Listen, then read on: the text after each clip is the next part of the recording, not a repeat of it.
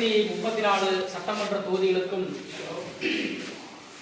மாவட்ட செயலாளர்களையும் துணை செயலாளர்களையும் பொருளாளரையும் செய்தி தொடர்பாளர்களையும் மற்ற ஏனைய பொறுப்பாளர்களையும் அறிவித்து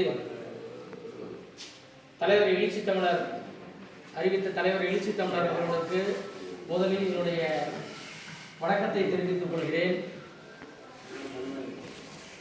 கரூர் மாவட்டத்தில் இருக்கக்கூடிய 4 சட்டமன்ற தொகுதிகளில் கிருஷ்ணாயபுரம் சட்டமன்ற தொகுதி என்பது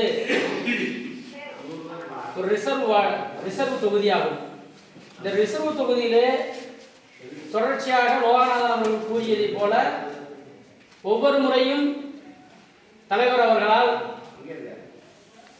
கூட்டணி கட்சிகளுக்கு போய் இந்த தொகுதியை கேட்க போகும்போது நம்முடைய கட்டமைப்பை நாம் முதலில் வலிமைப்படுத்தி இருக்க வேண்டும். இந்த கட்டமைப்பு என்பது எப்படி உருவாக்கப்பட்டிருக்க வேண்டும் என்று சொன்னால், கரூர் மாவட்டத்தில் குறிப்பாக கரூர் கிழக்கு மாவட்டத்தில் அதிகமான போராட்டங்களை முன்னெடுத்த ஒரு மாவட்டம் நம்முடைய கிருஷ்ணாயபுரம் சட்டமன்ற மிகவும் குறிப்பிடத்தக்கது.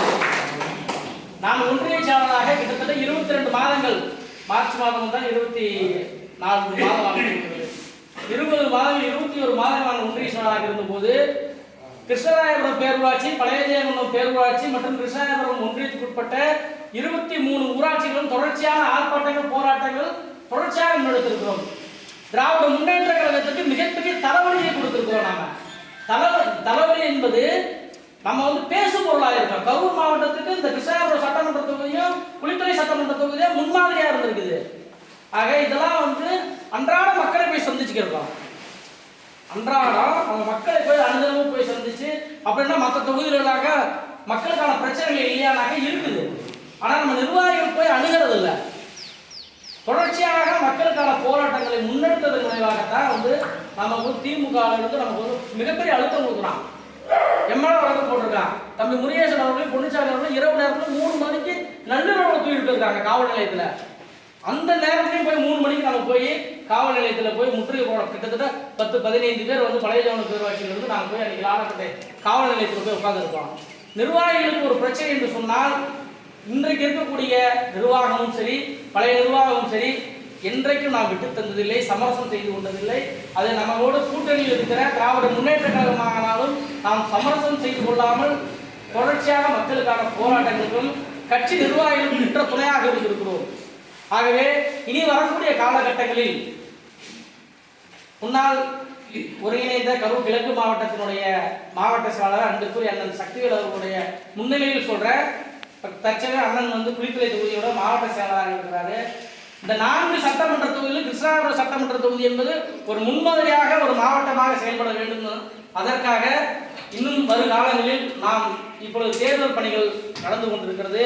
அடுத்து வரக்கூடிய காலங்களில் தொடர்ச்சியான மக்களுக்கான போராட்டங்களை முன்னெடுக்கும் போதுதான் மற்றவர்களால் நாம் கவனிக்கப்படக்கூடிய ஒரு நபராக மாற முடியும்.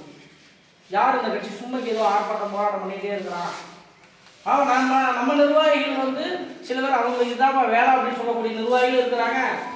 அதே மாதிரி பரவாயில்ல இவங்க பண்றாங்க அப்படின்னு சொல்லி பாராட்ட நல்ல மனமுடையவர்கள் இருக்கிறாங்க.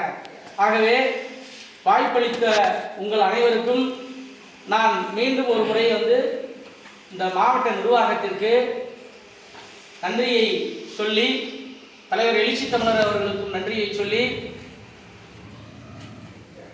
ஏற்கனவே இந்த மாவட்ட செயலாளர் அண்ணன் சக்திவேல் அவர்களுக்கு எப்படி முழு மனதார நீங்கள் ஆதரவு தெரிவித்தீர்களோ அதே போல புதிதாக பொறுப்பேற்றுள்ள எங்களுக்கும் உங்களுடைய நிறைந்த ஆதரவையும் மகிழ்ச்சியையும் எங்களுக்கு தெரிவிக்க வேண்டும் என்பதை சொல்லி நிறைவு செய்கிறேன். அதே போல நான் 2 நாட்களுக்கு முன்பு உண்மையை ஓப்பனாக சொன்னேங்க. 2 நாளைக்கு முன்னாடி சொன்னேன் இதோட ஸ்ட்ரக்சர் உண்மையிலே சொல்ல போனால் பழைய ஃபண்டமெண்டல் ஸ்ட்ரக்சர் இது தவறு. இது யார் இது நிர்வாகிகள் அறிமுகம் செய்து இருந்தாங்க. பழைய ஆள் இது அண்ணன் பெரம்பலூர் வீரசேகரன் பேசியிருந்தாங்க. அந்த வீடியோ கூட போட்டுருந்தாங்க நம்ம கரூர் மாவட்டத்தில். பழைய மாவட்ட செயலாளர்கள் அது பழைய மாவட்ட நிர்வாகிகள் தான் அறிமுகம் செய்திருக்கலாம். புதுசாக அண்ணன் வேலுசாமி அவர்களும் எங்களோடு அவரும் புதிதாக பொறுப்பேற்றவர் தான். அவரையுமே அறிமுகம் செய்யக்கூடிய இடத்துல பழைய மாவட்ட நிர்வாகம் இருக்குது. இந்த தலைமையே பழைய நிர்வாகம் தான் கட்டமைப்பு அவங்க தான் தலைமையேற்று நடத்துகிறாங்க. நான் எங்களை அறிமுகம் தான் செய்து வைக்கிறாங்க. பழைய நிர்வாகிகளுக்கு, பழைய மாவட்ட நிர்வாகிகள் தான் இவங்க ஒன்றிய செயலாளர், மாவட்ட செயலாளர் அப்படின்னு சொல்லி அறிமுகம் செய்து வைக்கக்கூடிய பொறுப்பு அவங்களுக்கு இருக்குது. இதை நான் சொல்றதுனால பல பேர் என் மேல கோவப்படலாம்.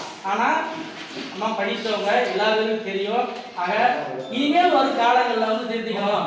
பழைய நிர்வாகிகள் நான் என்ன சொல்றேன்னாக்க, சில விஷயங்கள் ஓப்பனா பேச முடியாது. இப்போ நான் குளித்தலையை பற்றியோ கிருஷ்ணாயபுரத்தை பற்றியோ நான் பேசுறப்ப, கரூர்ல இருந்து வந்திருக்கக்கூடிய மாவட்ட செயலாளர்களுக்கோ, அரவக்குறிச்சியிலிருந்து வந்திருக்கக்கூடிய மாவட்ட செயலாளர்களுக்கோ அது அவங்கள வச்சு நம்ம விஷயங்கள் பேச முடியாது. இந்த தொகுதிக்குட்பட்ட மாநில நிர்வாகிகள் கூப்பிடுங்க அப்படின்னு சொல்லியிருந்தேன். இல்ல ஐயா வேலுசாமி என் மேல அழுத்தம் கொடுக்குறாருன்னு சொன்னாரு. உண்மைதான், அவர் கேளு, இங்கதான் இருக்கிற அண்ணா அழிவாசி அழுத்தம் கொடுக்குறாரு அப்படின்னு சொல்லி சொன்னாரு. இப்படி நாங்கள் எங்களுக்கு மாவட்ட செயலாளர் ஃப்ரீயாக இருக்கு. எங்களுக்கு மண்டல நிர்வாகி என்பது ஒரு மேற்பாயாளர், சூப்பர்வைசர், அவ்வளோதான். எங்களுக்கு யார் தலைவர் விஷயத்தை தான் வழிகாட்டுறாங்க. ஆக ஐயா அவர்கள்ட்ட இந்த கூட்டத்தின் வாயிலாக நாங்கள் சொல்ல வேண்டியது ஒரே ஒரு விஷயம் என்னன்னாங்க, எங்க மாவட்ட செயலாளர், எங்க மாவட்ட நிர்வாகம் ஃப்ரீயா செயல்படுறதுங்க. சில பேர் நான் பேசி தவறாக எடுத்துக்காதுங்க. ஏன்னா நான் சில விஷயங்கள் நான் ஓப்பனா பேச முடியாது.